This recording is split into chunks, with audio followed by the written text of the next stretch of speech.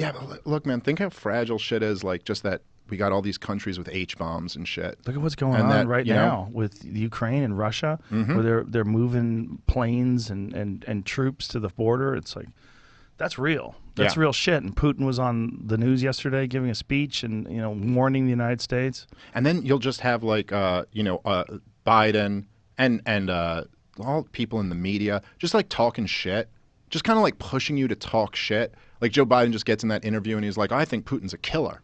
Well, You know, and I think, like, what are we doing? Right. Between the two of us, we have 90% of the nukes in the world. Let's just slow down. It's like, yeah, Putin is a killer. So is Joe Biden. Yeah. We've all killed a lot of people between our two respective governments. So let's just not talk shit because that we was- could kill the whole world. One of the funniest things about Trump talking about Russia, and they're like, you know, Russia has killed people. It's like, well, we've killed a lot of people too. That was, look, Donald Trump, feel however you feel about him. I'm not a fan. But one of the amazing things about Trump is that he had no control over the things he said. It all Yeah. just spilled out. And every now and then he would say something where it was like, yeah, he's right about that. And he you said it imagine right if to Obama Bill said that? O'Reilly's face. And he goes, yeah, we're killers too. We killed a lot of people. And watching O'Reilly have to go, yeah, but it's different when we kill all these people. I mean, we're killing people to liberate Iraq. You know, he's killing people. And you're like, all right. Well, a lot of those people didn't want to be killed. And it didn't really liberate them to murder them. So how many people have U.S.-led wars killed in the Middle East? I think just Millions? in Iraq alone, we're indirectly or directly responsible for over 1 million people dead. So in Iraq, it's got to be well over 1 million because that million number was from Yeah, a while ago. long time ago. So it's well over 1 million people that have died as a result of the war. Right. God knows how many in Libya just by Yeah. destroying the country. I think somewhere in the neighborhood of 500,000 the in country Syria. is gone. Like Libya is Oh, yeah. a failed state, Yeah. right? Yep. Completely failed state. One of the better countries in Africa, if not the best one to live in before. Completely failed state. Slavery. Just Yeah. awful. Slavery on YouTube. Yeah. You seen the YouTube, the Yeah. slave auctions on YouTube, which is Yeah. wow, which is heavy. All because Barack Obama and Hillary Clinton decided they were going to overthrow Gaddafi for their own reasons. What was And- the reason? What was the Well, officially stated? the officially stated reason was that he was about to go genocidal on his own people. But all of this has been, there was actually an investigation that the British Parliament held, and they basically determined that there was no grounds to think that this guy who had been in control for decades was all of a sudden about to go, genocidal on his people. But so I don't know what the number in Libya is. The number in Yemen is probably going to be somewhere between 500,000 and 1 million. So all in all, it's millions. It's in the millions of people that we've killed in Muslim countries in Northern Africa and the Middle East. And I'm just talking 21st century, post 9/11, not even adding up the numbers before that. There's no argument that Gaddafi wasn't a piece of shit. I mean, everybody agrees, which is why it makes the whole thing so weird. Because, like, he was a bad person. He's a bad leader. He's a dangerous man. But yet, removing him was more harmful than it was good. Yeah, well, which is so crazy. The idea that because someone's a bad man, now it's okay to start dropping bombs on innocent people or overthrow a government. I mean, like, I think a lot of our presidents are bad men. I don't want people to start bombing my family. I don't think that's justified, because of that. It turns out you could get rid of something and something much worse can come after it. Yeah, you need a full-length plan. But for Obama, who even goes, I think he acknowledged at one point that Libya was his biggest mistake. And he said not having a plan for the day after Gaddafi was overthrown was a big mistake. And it's like, yeah, I sure wish we had just lived through Iraq. Like, how could you not see that coming? Right. How could you not be like, oh, yeah, and then after that, still tried to overthrow Assad in Syria. Right. And you're like, wait, so you don't see this? That? Oh, yeah. Do you remember when they gave that speech, when he gave a speech on television, and everybody was like, fuck this. And then they were, it kind of just went away. It was one of the most beautiful moments in modern American history. People really actually stood up and stopped a war from happening. Yeah. So instead, they just covertly funded the Al-Qaeda side of it. Jimmy Dore broke this down when he was on your show perfectly. Yes. Those guys who go like, they tell the story of Syria, and it's like, Assad started killing all of his own people, and so what are we going to do? You know, like that's the story that they want to tell you, right? It's like, well, this guy's just so bad. He's killing all these people. You go, but the real story is that you go, okay, so if we're there, if the narrative is that we're there because Assad's killing his own people, and oh my God, I think he used a gas attack, or oh my God, I think he did this, and this is really dangerous. Well, then why is it that General Wesley Clark is telling us on video that he saw plans to have regime change in Syria in 2003? Yeah, that was a dark video. Why are there attack and destroy the governments in 7 countries in 5 years?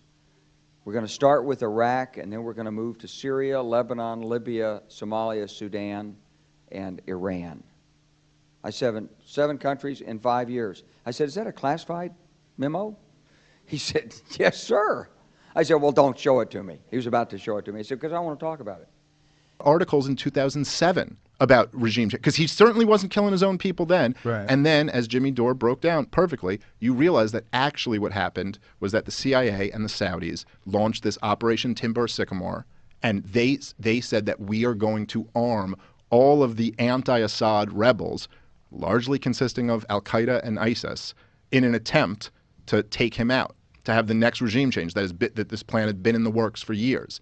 And when confronted with that threat, Assad launched a brutal war against them. Certainly killed a whole lot of people. I mean, like if there was ISIS in a town, he'd just kill everybody in the town. Like he didn't care. But the story's not as simple as like, oh, he started killing his own people, and so now we have to overthrow him. The story is we tried to overthrow him, and in response, this war broke out where something like 500,000 people died. But certainly there has been an agenda since 9/11 to have one regime change after the next in the Middle East. It wasn't just, oh, we have to go to Afghanistan, and oh, we also have to go to Iraq because we think they have WMDs or something. It's like, well, why then have there been these 5 subsequent countries that we also have to go and overthrow? And no one ever, with the exception of Wesley Clark, no politician ever told the American people, hey, here's what our plan is. Yeah. This is what we want to do. Do you guys agree with this or do you not agree with this? You have no say in this. We're doing this, and each time we're going to claim that it's completely just like, oh, the humanitarian impulse, the people there. Yeah. Okay, there are like a few legitimate silver linings that I think were really good that came out of the Trump administration. And the one that I've noticed the most was that I think Donald Trump gave cover for right-wingers to be against the wars. And I've really noticed this, like in life, that he said these wars are stupid, we shouldn't be fighting any of them, let's end the endless wars. And now I see a lot of right-wingers and influential right-wingers who are kind of just feel comfortable to be like, yeah, we're against the wars. We want to bring them home. Whereas they were very uncomfortable to do that. But now that Mr.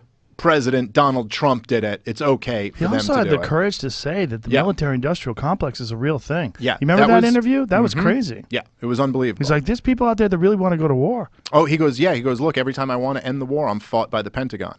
Yeah. Of course, the issue there is you're like, well, I mean, you are the commander-in-chief, so what are we doing here? Well, what is happening now? Didn't Biden say that he's going to pull everybody out of Afghanistan by June or something like that? No, he pushed back. Trump had worked out a deal with the Taliban to leave, and he pushed it back to September, but said that we will leave in September, on September 11th. So Joe Biden, this is the thing, it's like being celebrated like, oh, it's great, he's ending the war. It's like, well, no, that's not actually what he did. What he's doing is extending the war, and he's extending the war so that he can leave on September 11th for some type of like ceremonial, like victory, I don't know, some symbolism of like, yeah, this was the great day that the great Joe Biden pulled the troops out. Jeez. And I got to be honest, I'm very skeptical that he's going to do that. But we've had all of these dates where, Joe Biden, when he was vice president, I think he promised we'd be out in 2014. And then Obama said, that's absolutely right, we'll be out in 2014. And they just keep going and keep going. It's like, look, the military-industrial complex is the biggest honeypot in the history of the world. It's like $1 trillion a year that gets spent maintaining this empire. And there's people making all types of money off of it. And those people have a lot of influence in Washington. And so, they want to keep making that money. They want to keep the gravy train, rolling. I think Donald Trump should be prosecuted for war crimes and spend the rest of his life in prison. I'm not a fan. What do you think he did that's a war crime? Propping up the Saudi war of aggression, a war of genocide against the people of Yemen. I mean, it's absolutely, and it was against the will of the Congress. Absolutely, crimes against humanity.